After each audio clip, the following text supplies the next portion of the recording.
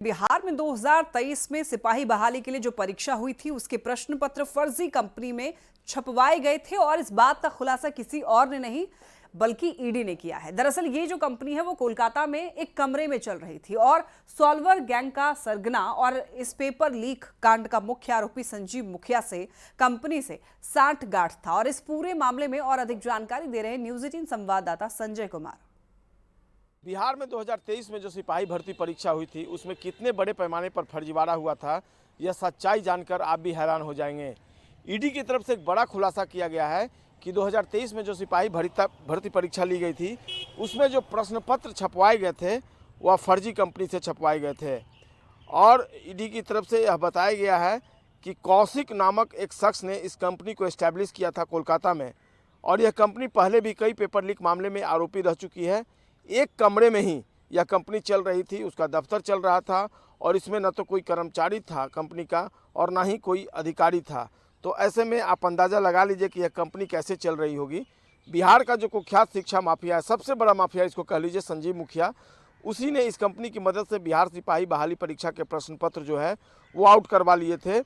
ED की तरफ से यह बताया गया कि कई पेपर लीक कांड का जो मास्टरमाइंड है संजीव मुखिया, वह और उसके गैंग ने इस फर्जी प्रिंटिंग प्रेस के बारे में पूरी जानकारी पहले ही हासिल कर ली थी और इसके गोडाउन और प्रश्न पत्र लीक ले जाने वाले जो वाहन हैं, जो प्रश्न पत्र ले जाने वाले वाहन थे, उसके बारे में जानकारी हासिल की थी। और गोडाउन से जब एग्जामिनेशन सेंटर पर वकील के माध्यम से प्रश्न पत्र भेजा जा रहा था, उसी दौरान सील जो बक्से थे प्रश्न पत्र वाले, उसको संजीव मुखिया और उसके गुर्गों ने उड़ा लिया और उसे सोशल मीडिया के माध्यम से उम्मीदवारों के बीच भारी भरकम राशि लेकर बेच दिया गया। इस दौरान टेलीग्राम और इंस्टाग्राम का विशेष तौर पर इस्तेमाल किया गया था।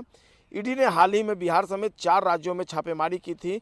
इसमें जो मास्टरमाइंड है संजीव मुखिया, उसके जुड़े ठिकानों पर नालंदा में छापेमारी की गई थी। कोलकाता में calyx multi ventures private limited company में भी छापेमारी की गई थी और वहाँ मिले दस्तावेजों से कई अहम खुलासे हुए हैं। तो जाहिर सी बात है, एक फर्जी कंपनी जिसके माध्यम से एग्जामिनेशन कंडक्ट करवाने की कोशिश की गई थी और इसमें बिहार पुलिस मुख्यालय से जुड़े हुए बड़े अधिकारी जो अब रिटायर्ड हो चुके हैं और जिनको एक बड़ी जिम्मेवारी केंद्रीय सिपाही परिषद भर्ती चयन परिषद की दी गई थी, वो कहीं ना कहीं अब ईडी के रडार पर आने वाले दिनों में आ सकते हैं। ऐसा संकेत ईडी सूत्रों ने दिया है और निश्चित तौर पर उनकी परेशानी जो है वो बढ़ेगी। सबसे बड़ा सवाल यही है कि फर्जी कंपनी को प्रश्न पत्र छापने का ठेका कैसे दे दिया गया, एक बड़ा सवाल है। आप जिम्मेवार पद पर हैं, आपको फेयर एग्जाम कंडक्ट कराने की जिम्मेवारी दी गई है और आपको इस बात का पता नहीं है कि जिस कंपनी को आप प्रश्न पत्र छापने का ठेका दे रहे हैं वह कंपनी ही फर्जी है।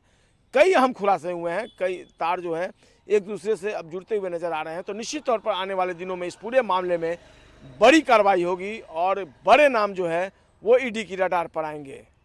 कैमरा पर्सन अजय दुबे के साथ संजय कुमार, न्यूज 18 पटना।